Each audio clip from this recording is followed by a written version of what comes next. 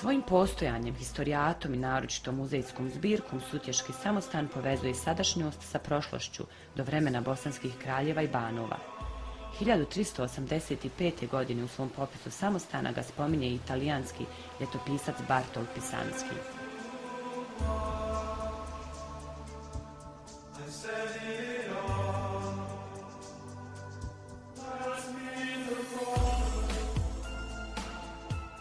Franjevački samostan u Kraljevoj Sutjesci jedan je od 3 stara samostana srednjovjekovne Bosne. Možemo reći da je to najzanimljiviji povijesno-kulturni resurs Kraljeve Sutjeske. Franjevački samostan je iz 1330. godine i svojom impozantnom gradnjom, ali i bogatom povijesti i tradicijom kao i očuvanom baštinom svjedoči o velikoj povijesti Bosne i Hercegovine i onome što su Franjevci radili na ovim područjima. Franjevački samostan svojim posjetiteljima može ponuditi posjetu muzeju. U muzeju posjetitelji mogu vidjeti različite vrste umjetničkih dijela, različite vrste religijskih dijela i predmeta koji se koriste u liturgiji. Svakako se mora spomenuti knjižnica Franjevačkog samostana koja ima bogatu zbirku inkunabula, starih knjiga koje potječu iz srednjovjekovnog vremena.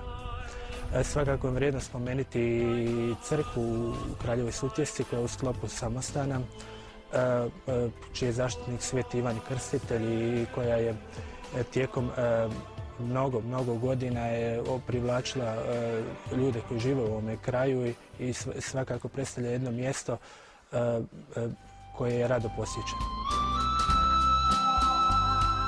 U Kraljevoj Sutjesci je jedna od najstarijih džamija u Bosni.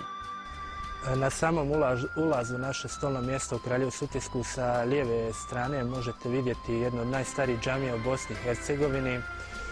Sama legenda o njenom nastanku kaže da je građena za vrijeme otomanskog osvajanja Bosne i Hercegovine prije samog pada Bobovca 1463. godine.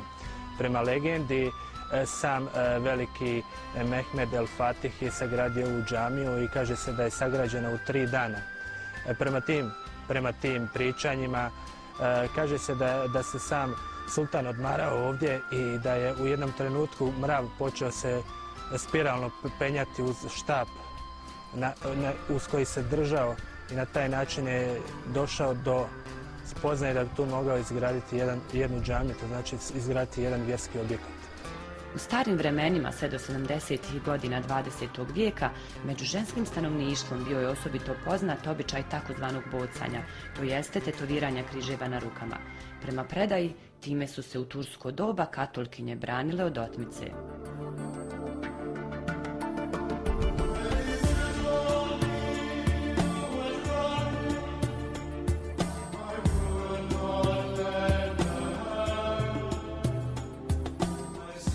Naš BiH pjesnik Čano Sjarić kaže: ništa nije čudnije vidio ko u Bosni kaže da se čim se dijete rodi i stavlja žensko dijete, čim se rodi stavljaju mu maramu, kaže, crnu na glavu u znak žalosti za nekim što je, kaže, umro. A to ništa čudno ne bi bilo kaže da taj neko što je umro da nije umro prije 500 godina. Ja nosim u nošnju kako sam dijete postala. Od rođenja, mislim. To su roditelji moji tako pravili tu nošnju i mi smo nosili to. Mama je to pravila nama i mi smo to nosili. Još sam imala 5 sestara, ja 6. Jednog smo brata imali.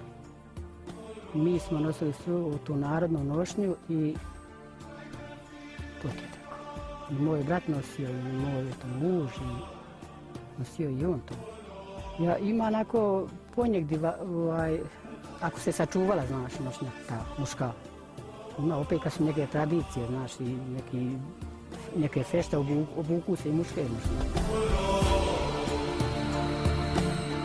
Posebno je, na primjer, interesantno to tetoviranje koje se odvija po ženskog svijeta. Uvijek ide 19. marta, znači na Svetog Josipa. Bez isti taj datum, bez razlike koji dan. To iz razloga toga što za vrijeme turske okupacije koja je trajala 415 godina Bosnom i Hercegovinom došlo je do otimanja te ženske mladeži i ovi su se tužili Kadi i Franjevcima, kaže, oteli su našu čerku, da. Kaže, nije ona, kaže, ona je, kaže, Turkinja, nije ona više katolkinja i tako. Nije istina, kaže, ima tetovažu na ruci, pogledajte, znaš, ta se tetovaža nije mogla izbrisati jedino da uzmeš pa da oderete kožu. Luč palimo, peku metnemo, malo podignemo i onda onog se kadi gore. I kad se ono nakadi, uzmemo jednu perušku od kokoške, pa se to malo sastruže, znate, jednu posudicu. I mi metnemo te vodice, naše svete vodice, u taj pepeo i to se izmuti i onda se to napiše kako ti hoćeš, šta hoćeš, ime, godište, bilo šta. I to se onda izboca iglom. To se nacrta i onda se boca. I jedno 7 dana to bude malo zavijeno, da ne bi zazeblo. I onda kasnije kad ti otkriješ to se samo kožica se digne i ono ostane fino. Isto ko da si nacrtao onako nešto.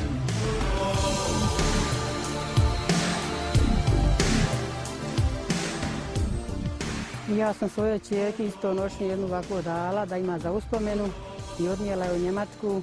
Rekla sam joj da čuva to ako tjedne kad bude neka svečanost da obuče i to tako. A ja ću nositi dok god sam živa, ja ću nositi ovu nošnju u crkvu i ovako kad neko pođe.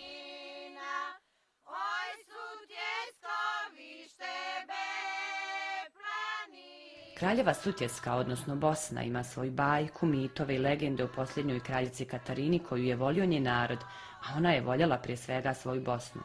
Nekadašnjom kraljevskom prijestolnicom prije 7 vijekova kročili su bosanski kraljevi.